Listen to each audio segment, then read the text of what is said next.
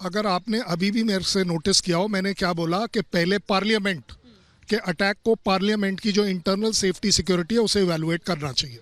दूसरा, national level पर इसके तार कहां से कैसे चल रहे हैं वो ज़रूर ढूंढने चाहिए।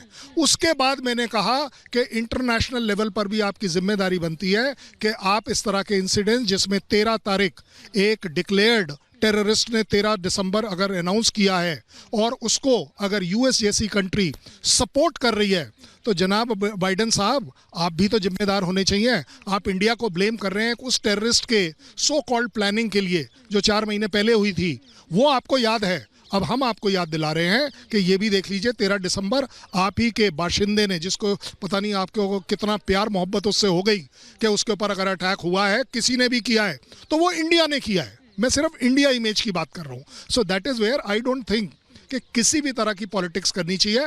It should be taken as कि ये हमारे देश पर अटैक है। बिल्कुल, ये हमारे देश पर अटैक है। और जो क्विक रिएक्शन यहाँ पर जो कर्नल शैलेंद्र ने कहा है उस पर देखिए, कर्नल शैलेंद्र ने जो कहा है वो बिल्कुल सही कहा है। हमारी सुरक्षा एजेंसियों को इस चीज़ का ध्यान रखना चाहिए था। जब एक आतंकवादी जो है उसने डिक्लेयर किया 13 तारीख की भैया हम यहाँ पे कुछ करेंगे, तो ये कहीं ना कहीं तो देखो हिमानी चूक हुई है, मैं सहमत हूँ। लेकिन कैसे हो गए सर, यही तो समझने की बात है। आप देखिए कि प्रधानमंत्री नरेंद्र मोदी, बड़े बड़े मतलब आप तमाम सांसद वहां पर देखिए कि वो वहां पर जाते हैं। कैसे ये हो गया? ये तो हाई टेक और न्यू डिजाइन और परिंदा भी पर नहीं मार सकता, फिर कैसे हो गया ये 6 लेयर सिक्योरिटी? यही तो विवेचना का विषय है कि आखिर इतनी कड़ी सिक्योरिटी होने के बावजूद भी इस प्रकार का कृत्य हुआ।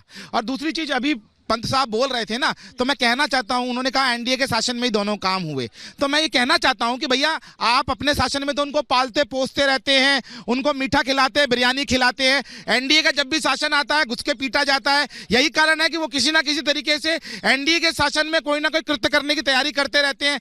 और एक बात और कहना चाहता हूं बहुत ही विनम्रता से, देखिए सर, इसके अंदर कोई राजनीति मत कीजिए, किसी प्रकार के आरोप प्रत्यारोप मत कीजिए। आप ये सोचिए कि हमारे लोकतंत्र पे हमला हुआ है और ये डेमोक्रेसी पे अटैक है, 140 करोड़ लोगों के ऊपर अटैक है। ठीक है, लेकिन दुष्यंत जी, क्विक रिएक्शन में आपसे चाहूंगी, क्योंकि वो ये कह रहे हैं कि वैसे तो आप बड़ी खातिरदारी करते रहते हैं, उनको बिरयानी खिलाते हैं, उनको मीठा खिलाते हैं, आप ही तो पालते पोसते रहे हैं।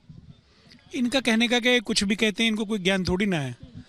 देश की सुरक्षा पे जब अटैक होता है तो किस तरह के बयान देने चाहिए परिपक्व लोगों को पता है। मुझे लगता है भारतीय जनता पार्टी की तरफ से किसी का ऐसा बयान नहीं आ सकता। लेकिन कर्नल साहब ने एक बड़ी बात कही है, हर एंगल से जांच होनी चाहिए। जो उन्होंने इंटरनेशनल चीज़ें उठाई हैं वो बहुत महत्वपूर्ण है। देखिए, कहीं से कोई विदेशी लिंक, किसी आतंकवादी ग्रुप, कोई चरमपंथी संगठन, क्या है इसके पीछे, हर एंगल से जांच होनी चाहिए। और ये मतलब ये राष्ट्र पे हमला है। संसद का मतलब भारत है। हर पॉलिटिकल पार्टी, हर वर्ग, हर जाति, हर धर्म का, हर कोने का चुना हुआ प्रतिनिधि वहाँ बैठता है। वो भारत के लोकतंत्र का मंदिर है। उसकी सुरक्षा से खिलवाड़ का मतलब बहुत बड़ी बात है।